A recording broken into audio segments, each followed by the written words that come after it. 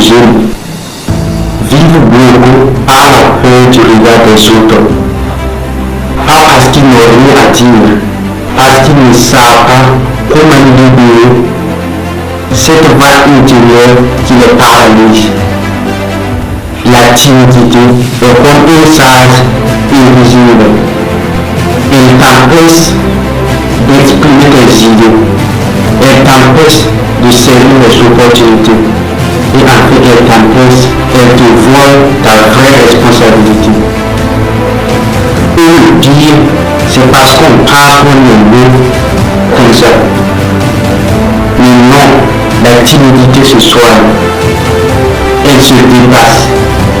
Elle peut se transformer en force.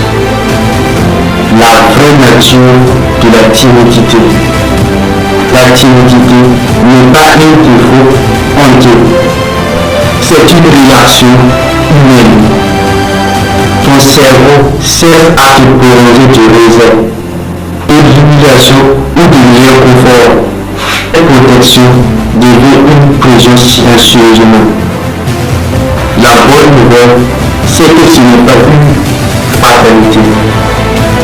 Tu peux la comprendre, l'apprivoiser et la dépasser.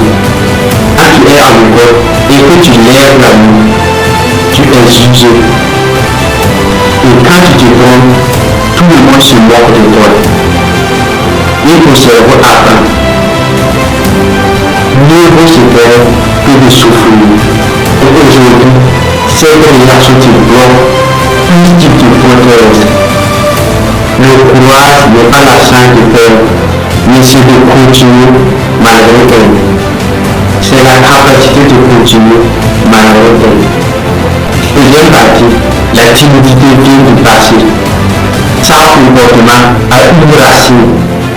Tu es timide aujourd'hui, c'est peut-être à cause des blessures anciennes. Peut-être qu'on s'est moqué de toi dans ton enfance. Peut-être que tes parents aussi ne valorisaient pas ce que tu faisais.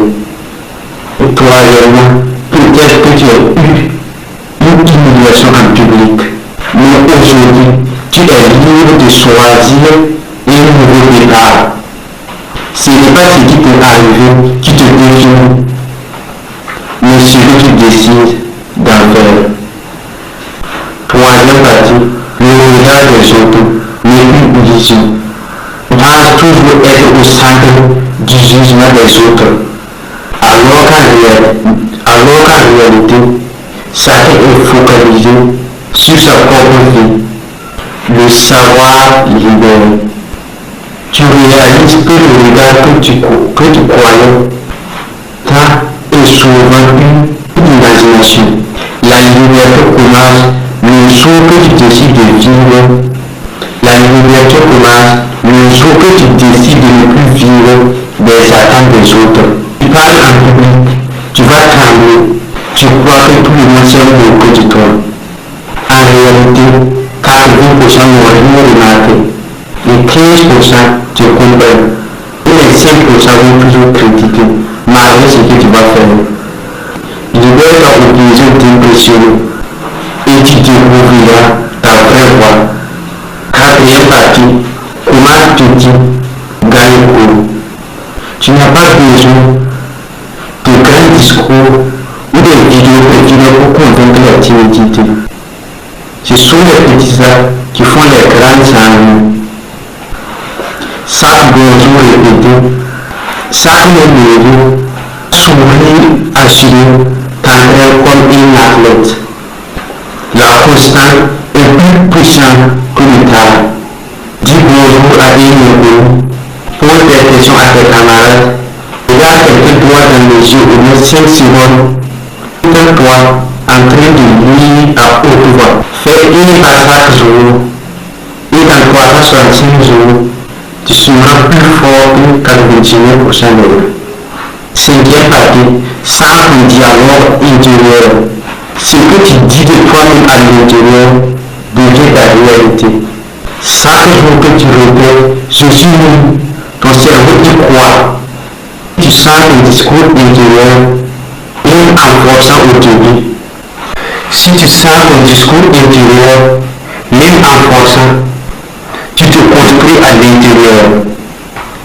La confiance commence par la façon dont tu parles. Au lieu de dire je suis libre de parler en public, vous pouvez dire vrai chaque jour. Dire personne ne m'écoute. Vous pouvez dire à l'intérieur de vous je mérite d'être écouté. Si vient partout, ton corps influence ton mental.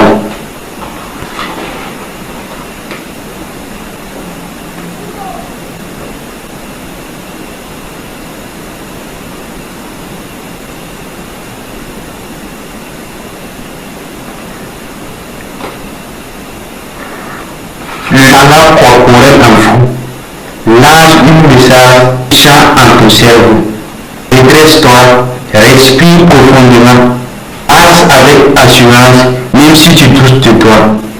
Tu remarqueras que ton esprit commence à croire à cette version, plus fort que toi-même. Le corps peut être un agneau silencieux que le combat contre la peur. Deuxième partie, tu n'as pas besoin d'être brillant pour être puissant. Être timide ne signifie pas d'être faible.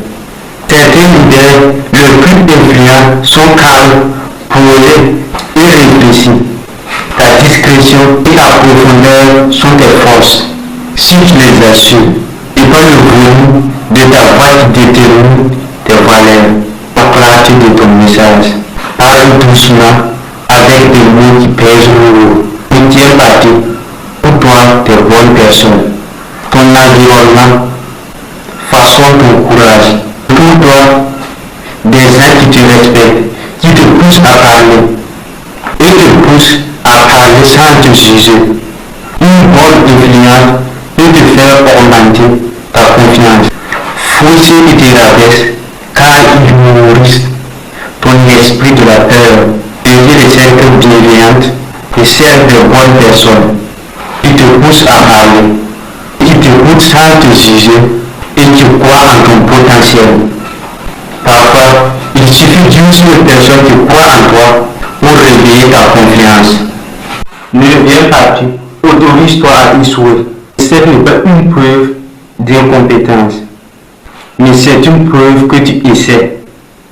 Tu rougis, tu te bloques, c'est normal. Chaque personne confiante a un passé rempli de ratés. Le plus important, ce n'est pas l'image, mais c'est plutôt la progression. Chaque zèle est un pas vers ta liberté. Échoue 1000 fois, mais échoue toujours vers l'avant. Tu n'as pas à t'excuser d'être là. Tu n'as pas à te casser pour être aimé. Ta voix, ton regard, ton message en toi mérite d'être écouté. Tu n'es pas venu sur cette terre pour rester dans l'ombre. Tu es là pour importer dans ta manière, dans ton style, avec ton cœur. Le courage n'est pas l'absence de la peur, mais la décision qu'il y a quelque chose de plus important que la peur. Et on se dit à très bientôt pour de nouvelles vidéos.